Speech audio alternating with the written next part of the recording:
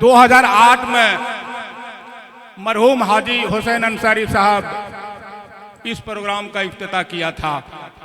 कहता है कि राजनीति में, सियासत में आदमी गुजर जाता है लेकिन काम उसका जिंदा रहता है। आज जब भी हाजी हुसैन अंसारी की याद या बातें होती है तो बसंतराय प्रखंड में कई एक काम उसका नजर आते हैं। आज कई एक काम उसका नजर आते हैं। अगर मैं उसका गिनाना शुरू करूं तो यह कम पड़ जाएगा, क्योंकि यह मुशहरा का समय है। क्योंकि आप इस सरकार में हैं और यहाँ के विधायक खुद मंत्री भी संजय जी हैं और आप इरिगेशन मंत्री हैं, और हम लोग यहाँ पर छोटा मोटा पसमानदा इलाका है और किसान है। मैं आपसे इस मुशहरा के स्टेज के माध्यम से सिर्फ एक बात कहना चाहता हूँ कि इरिगेशन संबंधी जो भी फाइलें बसंतराय प्रखंड का भाया मीडिया मंत्री संजय प्रसाद यादव के थ्रू आपके पास जाता है तो कृपया आप उसको नहीं देखेंगे, बल्कि प्रशासनिक स्वीकृति देने का काम करेंगे। इन्हीं बातों को रखते हुए ताली बजाओ ना जी, हम अपनी बात बोल रहे हैं। बस इसी चीज को मैं आपको पॉकेट में रखने लेके आता हूं और आपको इस शेर से मैं बोलाता हूं कि उजाले अपनी यादों का हमारे साथ रहने दे, उजाले अपनी यादों का हमारे साथ रहने दे। न जाने किस गली में जिंदगी की शाम हो जाए, न जाने किस गली में जिंदगी की शाम हो जाए। जनाब हाफिजुल हसन साहब, ताली बजाओ भाई, ताली बजाओ।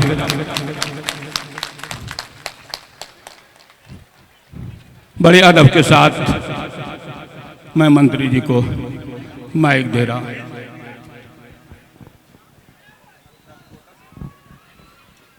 आज इस बंसीपुर में कवि सम्मेलन और मुशायरा का आयोजन यहाँ के नौजवानों द्वारा, यहाँ के कमेटी के द्वारा किया गया है और इस क्षेत्र के विधायक मेरे बड़े भाई माननीय झारखंड सरकार के मंत्री संजय यादव जी, मंच संचालन कर रहे आलमगीर साहब, यहाँ आए हुए देश के नामी ग्राम शायर शायरा और मेरे सामने बैठे हुए मेरे भाइयों बहनों। बसंतराय इससे पहले भी आए थे और आज भी आने का मौका मिला। आज मैं आपको कुछ खरी खोटी भी सुनाने आया हूं। ये इलाका पहले शिक्षा के क्षेत्र में झारखंड ने, इस एरिया में ने पूरे बिहार में नाम होता था।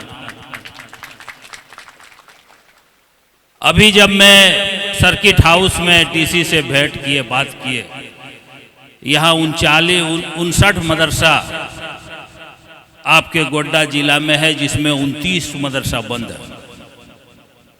29 मदरसा का सिर्फ सदर सेक्रेटरी इसलिए बंद करके रखा है कि उसमें अपना भतीजा को कोई डालने चाहता, कोई दामाद को डालने चाहता है, कोई अपने रिश्तेदार को डालने चाहता है। आप इस तरह मत कीजिए। 180 परिवार को आप बेघर कर दिए हैं। 180 परिवार, 180 लोगों का उसमें नौकरी लगता। यहाँ पिछले दिनों मर्डर भी हुआ है। कल ही एक लड़का मेरे पास गया था, एक मास्टर साहब का मर्डर हुआ। आपको इल्म इसलिए नहीं दिया गया है कि आप अपने से अपने लोगों को मारें, काटें, दुश्मनी निकालें। ये इलाका पहले से नहीं, आज हम इस जगह हैं, पढ़े हैं। जब बचपन में 74 में यहाँ का मौलाना साहब, मौलवी साहब जाके मेरे घर में रहे और अभी तक वहीं है। और यहाँ गोड्डा का मशहूर है कि गोड्डा में सबसे ज़्यादा टीचर है, इसका मतलब पढ़ने वाले हैं।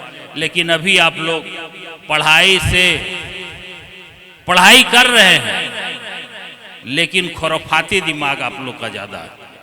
मैं साफ साफ शब्दों में कहना चाहता हूँ, क्या मुसीबत है। मैं आसाम घूम के आया हूँ, आप यहाँ बहुत खुशहाल हैं। मैं आसाम में मुसलमानों को देख करके आया हूँ किस मुसीबत में है।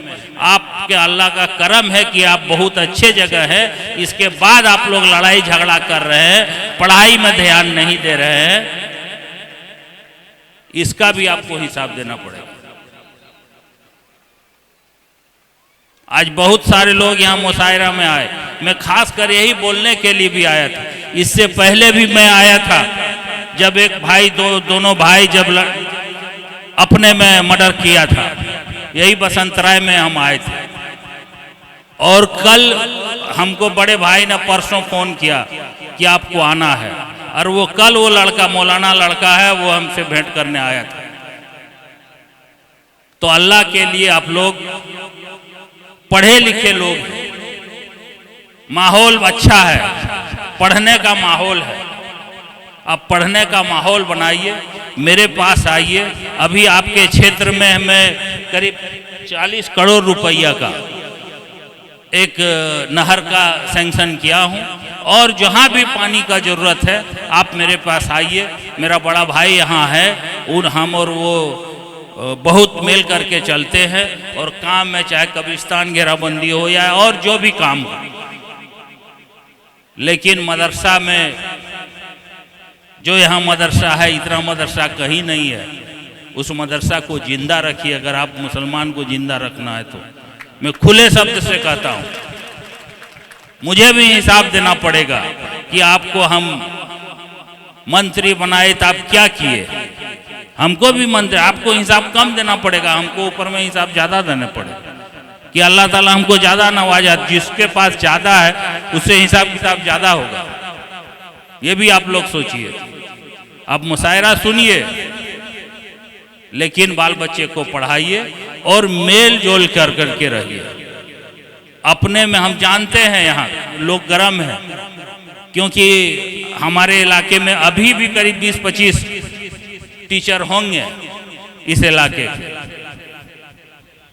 इसलिए ज़्यादा नहीं कुछ कहते हुए मेरी इल्तिजा है, आप लोगों से गुजारिश है, और जो भी समस्या आपका है मेरा फ़ोन हर वक्त खुला रहता है, आप हमसे बात कर सकते हैं। बहुत लोग बात भी करते हैं और मैं हल भी करता हूँ। ये नहीं कि खाली सिर्फ हम बोलता हूँ, मैं आपका काम को हल भी करता हूँ।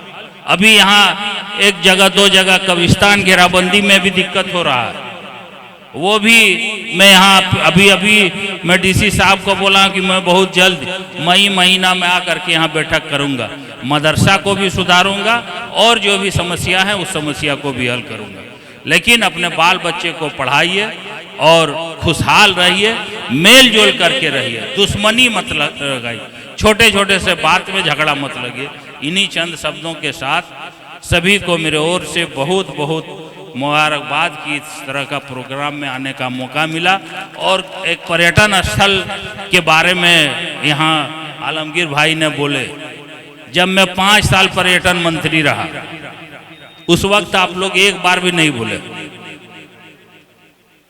कम से कम हमको तो बोलते। मैंने जितना पर्यटन क्षेत्र में काम किया है कोई आज तक काम नहीं किया। मैंने कब्रिस्तान घेराबंदी जितना किया है वो झारखंड नहीं पूरे विश्व में आज तक 3500 कब्रिस्तान घेराबंदी कहीं नहीं हुआ। यूपी इतना बड़ा स्टेट है, इसके बाद भी नहीं हुआ। 150 मदरसा हॉस्टल मैंने अभी तक पास किया है, लेकिन कहीं कहीं ज़मीन का गड़बड़ी है, संथाल परगना में खास करके। तो सब आप सुधारिए, मेरे पास आइए, मैं आपको हर तरह से मदद करने के लिए तैयार हूं। और इस वक्त अगर आप हमसे मदद नहीं ले सकिएगा तो अब क्या लीजिएगा? योगी आएगा तब लीजिएगा, कब लीजिएगा? इससे बढ़िया सरकार तो नहीं मिलेगा ना, मिलेगा? बताइए। यहाँ आपका मंत्री, घर का मंत्री, एक ठो ऊपर में मंत्री, सब तो आपका मंत्री है। तो इससे अच्छा दिन झारखंड को आने वाला नहीं है। और इससे अगर आप फायदा नहीं उठा सकते हैं तो आपका, मैं तो जानता भी नहीं, अभी सब बोलेंगे, उन्हीं सब से सुनिए। बस इन्हीं चंद शब्दों के साथ फिर से आपको मैं अपने तरफ से ये इल्तिजा करता हूं कि बाल बच्चे को पढ़ाइए। शुक्रिया।